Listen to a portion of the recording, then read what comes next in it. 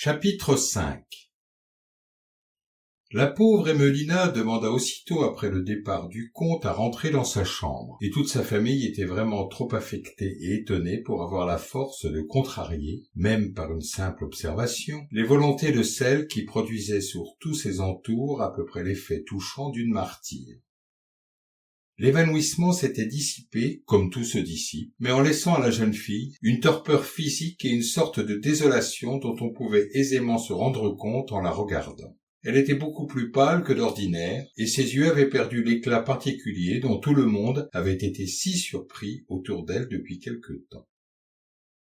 Évidemment, à l'exaltation avait succédé l'abattement, au délire d'une espérance inconnue, un désespoir dont il était impossible de concevoir la cause. On n'y comprenait rien et, pour tout dire, ce fut presque avec satisfaction que Madame Irnaud et ses sœurs virent s'éloigner l'objet de toute leur tendresse. Car, en sa présence, on ne pouvait qu'accumuler des questions qui restaient sans réponse, et, en son absence du moins, on avait toute liberté d'épuiser les différentes séries de commentaires et de suppositions dont les imaginations féminines ne sont jamais privées.